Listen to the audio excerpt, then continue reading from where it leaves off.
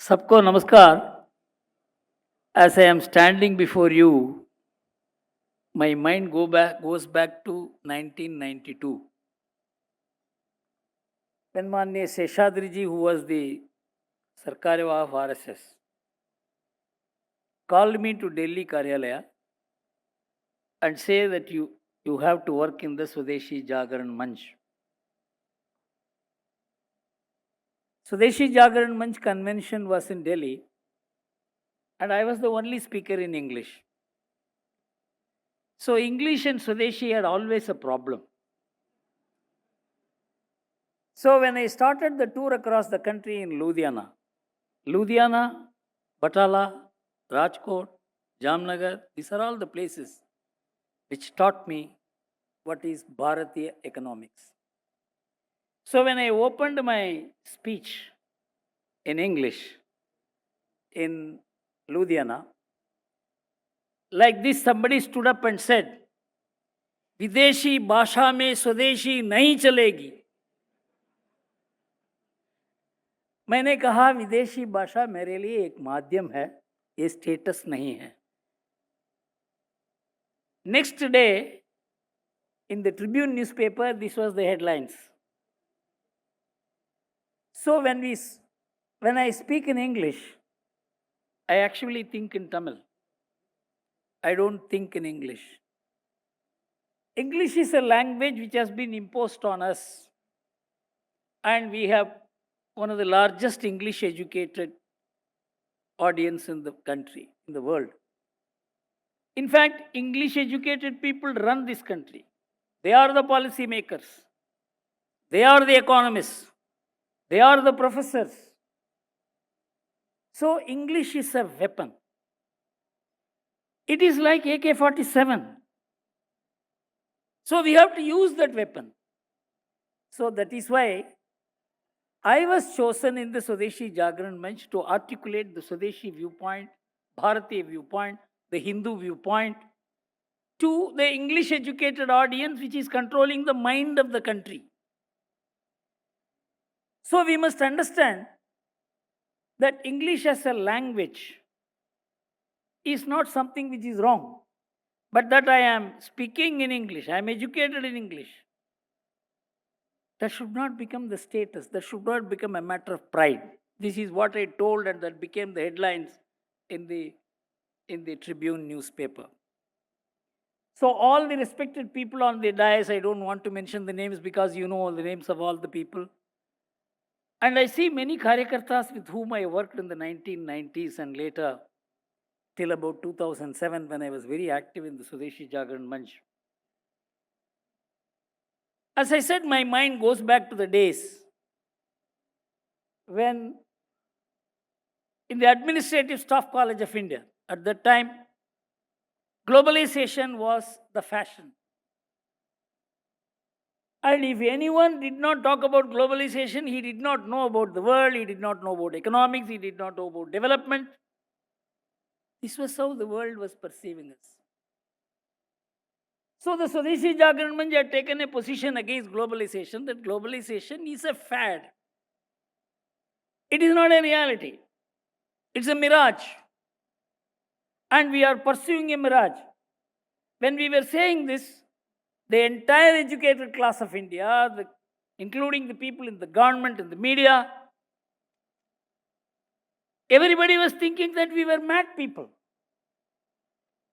So when I have my own understanding of business, you know, I'm one of the well-known business consultants. And there is not a single big corporate in this country which would not have at some time taken my advice or with whom I didn't have a personal relationship. So in the media also I had some reputation. And so everybody used to think, what has happened to this man? In fact, my own friends in the business used to say, what are you doing? You are a very knowledgeable person. You are talking like an illiterate when you are opposing globalization. This was the ecosystem. We were swimming against the current. In the Administrative Staff College of India, when I was speaking, it's a very large audience. In fact, the audience was twice the size of this hall. All the top people in Hyderabad were there. When I spoke against globalization, one person stood up and said, people like you must be shot dead because you are taking the country 500 years back.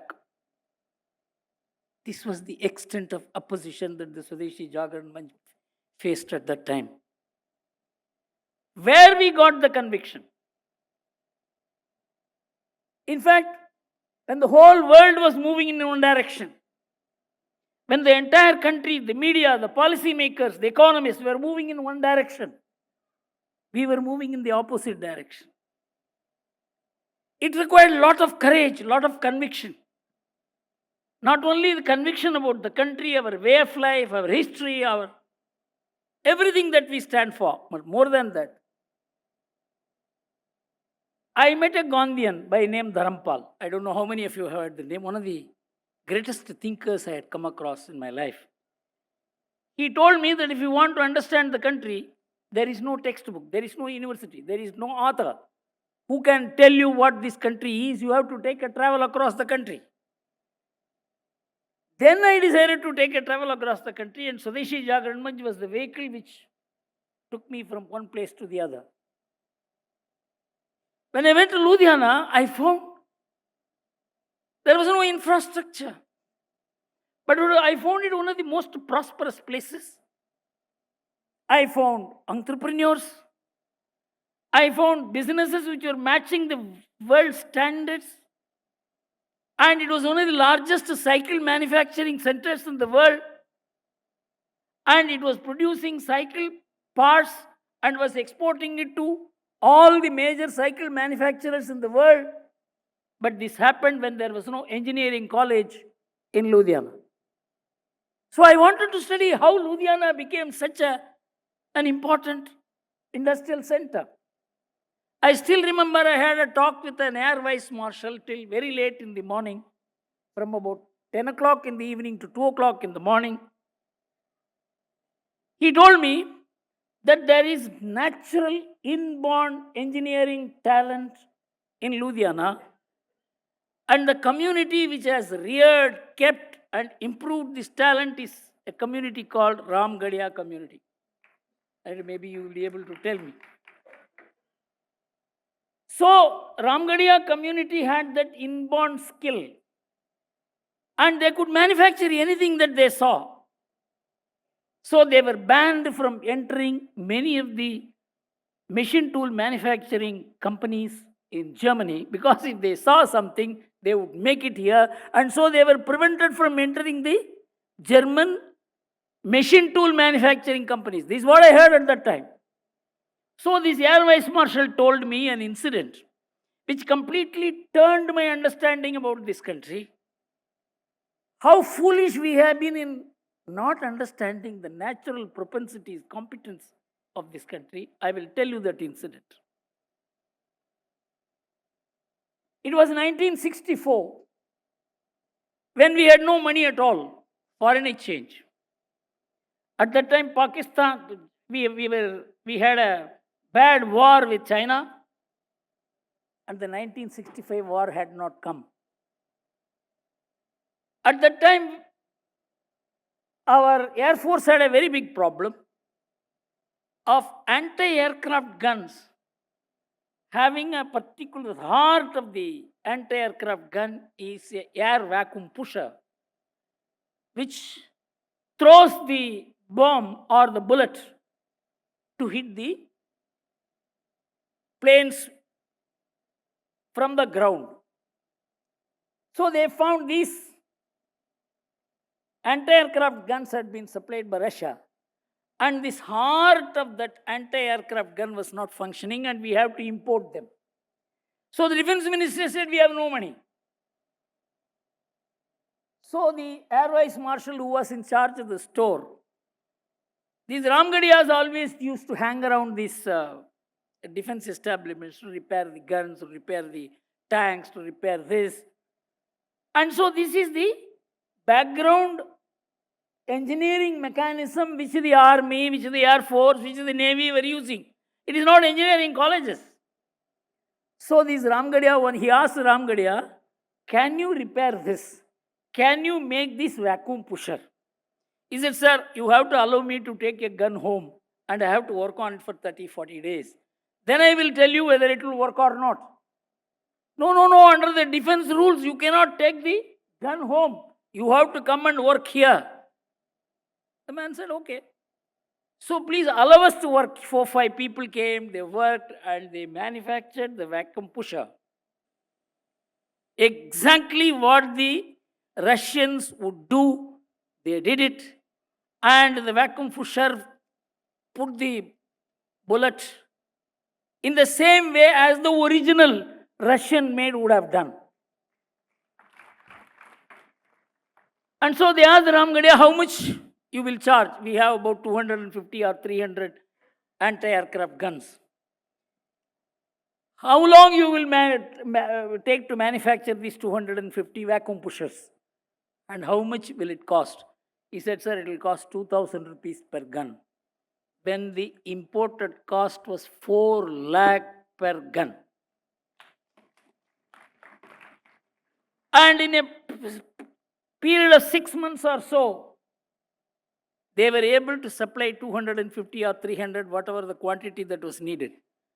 And you will know, 27 Sabre jets of the Pakistan army were drowned, and 7 by only one man, gunner from Andhra Pradesh, and all happened because of these 250 or 300 guns. This completely changed my perception about India. When I went to Jalandhar, I was staying in our Sangha. He was the Sangha Karyavaha or the Sangha Chalak's house. And he told me, sir, I know your program is packed. Can you spend some half an hour with in my factory? I said, what is the factory? Sir, we manufacture cricket bats. Cricket bats? In Ludhiana? In Jalandhar?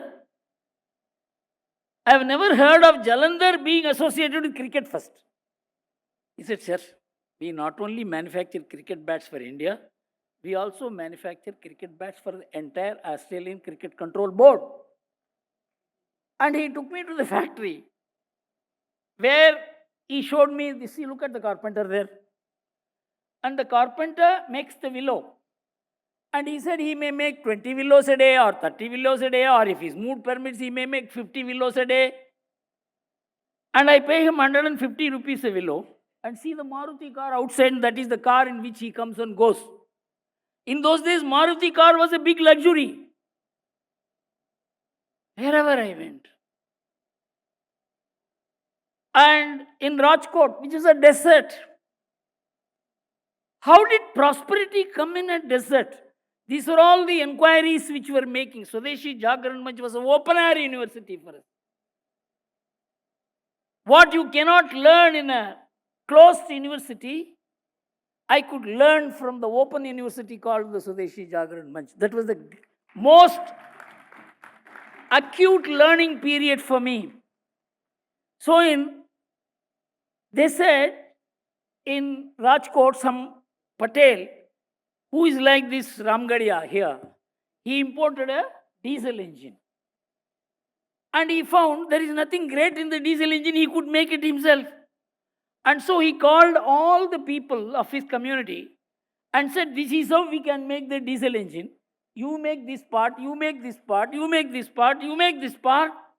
And I was talking to the Rajkot Industrial Bodies Association chairman, who did not know one word of English, and I did not know one word of Gujarati, and we were conversing for 3 hours, and he said that we are now 2,500 small and medium scale units manufacturing the entire diesel engine requirements of India, and we are exporting for Saudi Arabia. Wherever I went, whether it is Ludhiana or Batala or Rajkot or Jamnagar or Morbi, the one language which people did not speak to me was English, and they were the people who were the entrepreneurs. And I found right down to Thoothukudi, I must have visited about 40, 42 industrial clusters in the greatest learning period. And I found all the business people, industrialists. I'm talking about the industrial clusters which had produced the largest number of entrepreneurs without any government help, without any government infrastructure. It is the community mutually assisted as social capital. I found all the employers uneducated and all the employees educated.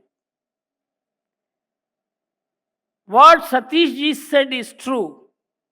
It is entrepreneurship which is the backbone of Indian economy.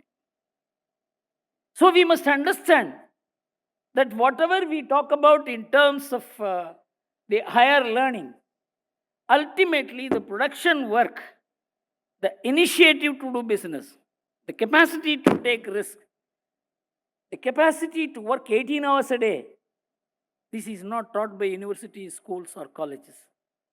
This comes as an inborn quality in an entrepreneur, and that is what I found. How Tirupur became the knitwear capital of India. They had black soil. They were farmers producing cotton. Then they found they can gin the cotton. Then they found they could spin the cotton. Then they found they could knit the cotton. And the community which established Tirupur as the knitwear capital, 68% of these 300 exporters are educated less than 10th standard, only 7% are graduates. So, role of education in economic development is a questionable thing. And I am from the corporate. I understood Indian economy from the Western perspective. Western economic model, financial model, business model. But for me, a very different India was being revealed. This is what I learned through making the society as the open air university. So, Swadeshi Jagran Manch is not about co-opting the universities or the education system, but to make the education system study the society. We have not been able to do that. We have not been successful in linking education with the life model of the people. And 60% of India's production, 60% of India's exports are from about 372 industrial clusters, which have come up on their own. There was no government infrastructure in this. UNIDO report says out of 2,800 artisan industrial clusters, 372 clusters are responsible for generating 60% of India's production and exports. And India is a country of self-employed people. All over the world, it is self-employment, or if you extend it, the small and medium enterprises are the largest employers. In 1990, the Fortune 500 companies used to employ about 18% of the people. Today, they employ only 8% of the people. The capacity of large industries to provide employment is shrinking because of software and other developments which are replacing human beings. So, it is the small and medium enterprises, the small entrepreneurs who generate employment. So, what Satish ji said, I am giving an explanation for this, that we have to maintain the entrepreneurial character of the Indian economy, of the people, of the society, and education system is not able to produce entrepreneurs. When I mentioned all this in the IIT in 2010, in fact, if you want, you can download and read that lecture, listen to that lecture, Avenues 2010 IIT Bombay, where I was asked to speak when I spoke about my experience with the Swadeshi Jagran Manch. Then the IIT people, the professors, the students, the faculty, they said, "Sir, we know nothing about these things."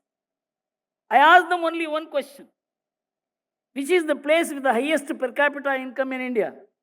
I told them which is not the place. It is not Bombay, it is not Delhi, it is not Calcutta, it is not Bangalore, it is not Hyderabad, it is not Chennai. Which is that place? The entire audience sat silent like all of you. I said it is a place called Morbi in Gujarat. Morbi is a place, at that time there were only 3 lakh people in total population. 2 lakh people were employed. 100,000, 1,000 ceramic units, about 800 textile units, and about equal number of diamond cutting units. And it is a place brimming with activity. No one knew English language. And it is emerging as the ceramic capital of India. No one knew. We have not even studied how that place developed that skill. There is a place called in Tamil Nadu, Karur. 2 large banks came up from that place. Karur Vaisya Bank and Lakshmi Vilas Bank. Till now, no management institute has studied how from a small place of 5 lakh people, 2 large banks came up. Entrepreneurship and financial genius of that community. Community is the social capital of India. But that is not how we look at it. That is not how the policymakers look at it. That's not how the economists look at it. That is not even known to the government officials. The Reserve Bank of India, with whom I have association, they may not even be aware of it. The country is different. And globalization is over. 30 years before, what was taken as given. And if you are not part of globalization, you are not going to grow. That's over. Now globalization is pronounced dead by the Economist magazine, which was promoting globalization 30 years back. And we were all called Neanderthal economists. Neanderthal means when human beings had not really grown into human beings, it is at that time's economic ideas which were being dished out by the Swadeshi Jagran Manch was the humiliating charge that was made against us. There was a report given by Dr. Jagdish Bhagwati to the government of India in the year 1993. He said the Indian attitude has to change. In India, we are saving 20% of the GDP, family savings. This is waste. You must reduce the family savings by 10%. That 10% should become expenditure. People should be persuaded to spend. And that expenditure which is spent will become goods purchased. If goods are purchased, there will be manufacturing. If there is manufacturing, there will be production. There will be employment. I criticized it. What is this man talking? I said, don't worry about investment. Foreigners will come and invest. It is your duty to spend. If you spend, Indian economy will grow. Nobody can stop it. This was on the website of the government of India till at least 2011 or 12. Afterwards, they have removed it. I don't know why. So I challenged Dr. Jagdish Bhagwati. In those days, one good thing that was happening was that the media was equally reporting the view of the Swadeshi Jagran Manch also, even though they didn't agree with it. There will be large interviews and everything was being published. So I criticized Dr. Jagdish Bhagwati that he knows nothing about India. Though he is from India, he knows nothing about India. Then somebody went and asked Dr. Jagdish Bhagwati, Sir, Mr. Gurumurthy says that we were wrong. Who is Mr. Gurumurthy? He said, Mr. Gurumurthy is also an economic thinker. Gurumurthy is economic thinker? If Gurumurthy is economic thinker, you can call me a Bharatanatyam dancer. This was the extent of arrogance which we had to meet.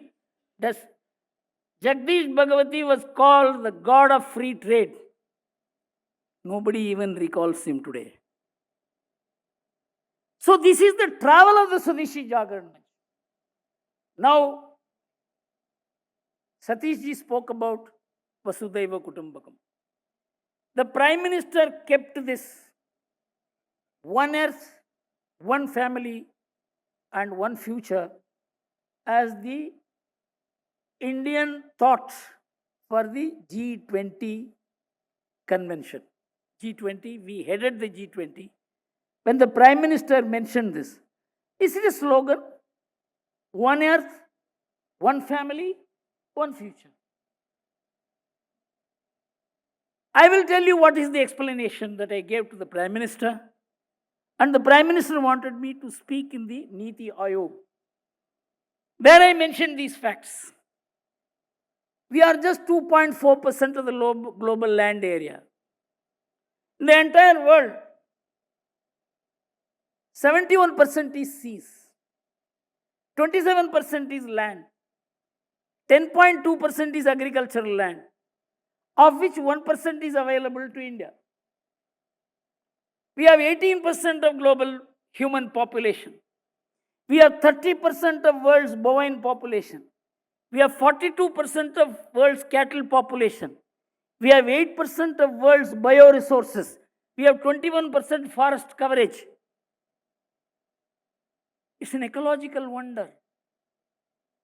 America has 3.5 times the size of India. It has 1/5 of India's bovine population, 1/4 of India's cattle population. Equally with China.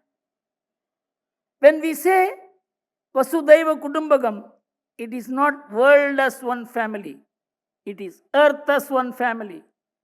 Every living being has a right to its place, its food, its water.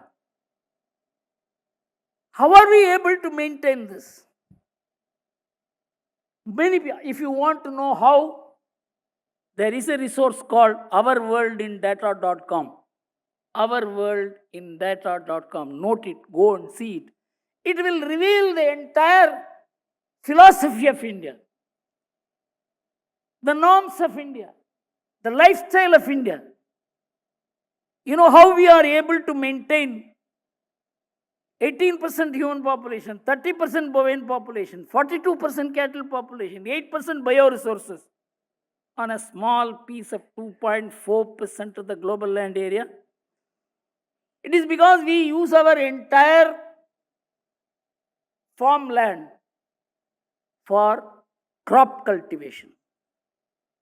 Cereals give you 83% of the calorie value. 83% of the calorie value human beings get from cereals.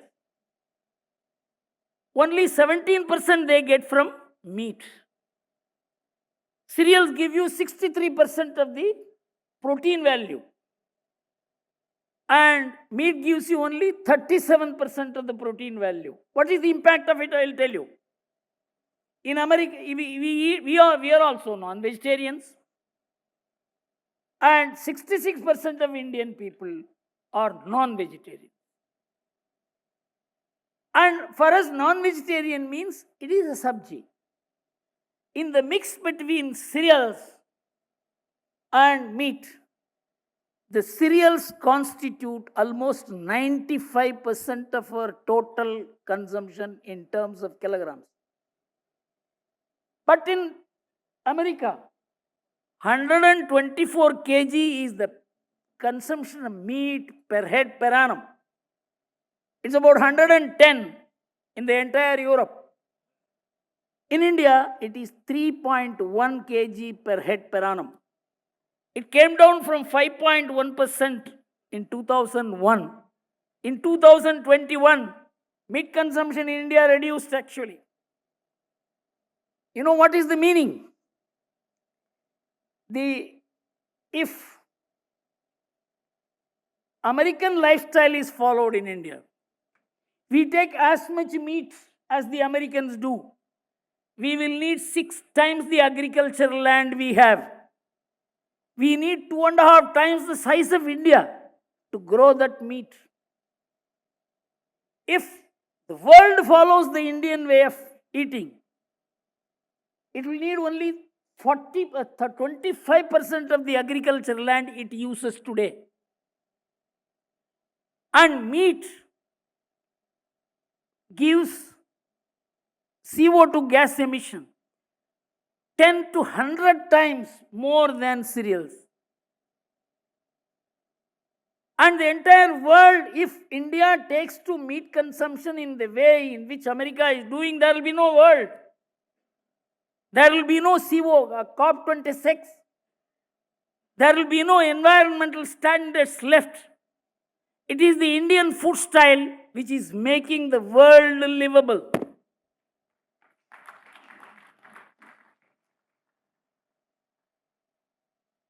This lifestyle did not come on its own. It is a philosophy that the animals have also the right to live. You have got to live with them. That's why you promoted love, respect, reverence. You worshipped any number of animals. You know why? Otherwise, we would also have eaten the animals in the way in which the West is doing. We established a relationship of love, reverence, and respect for animals, for trees, and that is why in such a small piece of land, we have 21% forest coverage. Mahabharata says in Virata Parva that if there is tiger, there will be forest, and there will be forest only if there is tigers. Tigers protect the forest, and forests are the home to tigers. In 1900, we had 40,000 tigers. Tigers means wildlife. And our forest coverage was 40%. The forest coverage came down, the tiger population came down from 40 to 1800 in the year 2018. You know how? The tiger could escape the bow and arrow. When the British came and gave the guns, they didn't know how to escape the guns. They were wiped out. Forest coverage crashed in India. The tiger population increased from 1800 to 2400 in the last 10 years. The forest coverage had increased from 19% to 21%. 18% to 21%. There is a relationship. Everything in the world is mutually dependent. What we eat, what we relate with, everything is interrelated. That is why we say earth as one family. And it is not only earth, the way we live. For example, take the Indian way of life, about which we are talking, our culture, our value systems. You know, in America, in the year 1960, there were 3 persons living in a household. Today it is 2.5. 5.5 reduction per household in America meant constructing 35 million more houses. In India, we have 4.5 persons living in a household because it's parents, it's elders, it's nearby. Even our sisters live with us. Informed people live with us. Unemployed people live with us. Grandparents live with us. It is 4.5 persons per household. If we adopt the American way of life and say only we will live, not our parents, not our grandparents, not the people dependent on us. If our household persons come down from 4.5 to 2.5, we will have to construct 135 million more houses. We just don't have the money, nor do we have the place. This is our respect for elders, our family relationships. We are a relation-based society. West is a contract-based society. Husband, it's not just husband and wife, is a contractual relationship. Father and son is a contractual relationship. In America, a son could go to the state Supreme Court and take a divorce from the father, saying that he didn't want to be known as the son of the father. That is the economics there. That is the sociology. That is the economics. That is the model. That is the market. So why we are different? That difference will reflect in 2047 when we said that India will be a developed country. What is a developed country? The definition itself will change in 2047. It is not the Western standards of development. How many cars you have? How much things you have? That is not going to be the measure. It is going to be how less CO2 gas emission you will do. how much you will contribute to the environment. Environment and economics were not seen together when globalization started. Today it is seen together. So the Indian philosophy has given you a lifestyle, and that lifestyle has given you habits, and that habits has given you what you need and don't need, and the production will depend upon that. There is a relationship between philosophy, lifestyle, habits, what you need and don't need. If you disturb the philosophy, everything will be disturbed. These linkages will collapse. This is what the Swadeshi Jagaran Manch must be expounding to not only India. India should be expounding to the whole world. Our responsibility is huge. So my suggestion is, of course, a few more points to make. Time is up. Only one thing I will tell you. This is the dark matter we have to give to the world. In 2007, a question came in America, how American economy is continuously incurring current account deficit, but the dollar value is going up. Economics says if your current account deficit is there, currency value will go down. But in America, it is going up. So two Harvard economists came out with an explanation. American economy does not run on economic principles. It runs on the laws of physics. It is not running according to laws of economics. It is according to the laws of physics. Physics says that there is a dark matter which is sustaining the universe.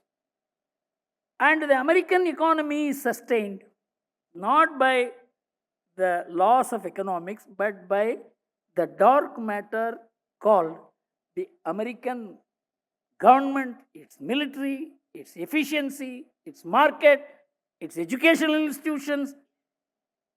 These have nothing to do with economics. This is what sustains the value of the dollar and increases the value of the dollar when the economic laws say the value must go down.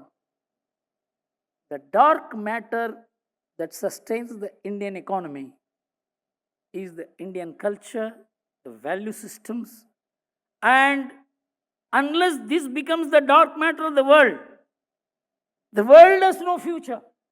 I'll conclude it with one statistics about America and India.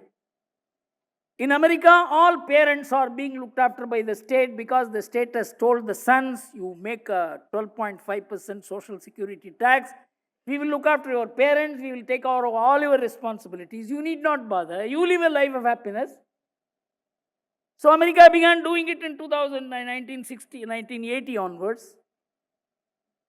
With the result, the social security receipts were more because more children were being born and more employment and more income, and there were less number of elderly people. In 2006, the situation has turned. More people are drawing money from social security and less people are depositing. With the result, there is a deficit in the social security system. And it has been evaluated that the future social security obligation, if it is reduced to the present value, the social security deficit is $72 trillion, which is 3 times the GDP of America. But in India, this entire social security is looked after by the family. It is elders, unemployed people, infirm people, people who cannot take care of themselves. They are being taken care of by the family, not by law. No law has been declared that you should take care of all these people. If all earning members in Indian families decide to not to take care of the persons dependent on them, 2/3 of the Indian population will be dependent on the state for 2 square meals a day. This is Indian economics. It is our lifestyle. So Swadeshi Jagaran Manch must understand that we should not talk in the language in which the economists talk. We should talk in terms of norms which the economists do not know. we should think completely afresh. I conclude it with an incident in the life of Maharishi Aurobindo. Aurobindo had come from Bengal to Pondicherry, and everybody was looking at Aurobindo. He was one of the tallest intellectuals. He will show us the way. It was the darkest period in Indian history. After the collapse of the extremist movement, the country was completely in the dark till Mahatma Gandhi came. And so everybody was looking at Aurobindo. He will show us the lead. Aurobindo was looking at a madman called Kullachami. He will laugh, he will cry, he will throw stones. He said, he is this man who is going to show me the way. Everybody thought, what has happened to Aurobindo? Such a great, knowledgeable person. He is looking at a mad mystic called Kullachami. One day Kullachami came when Aurobindo and his friends were having tea.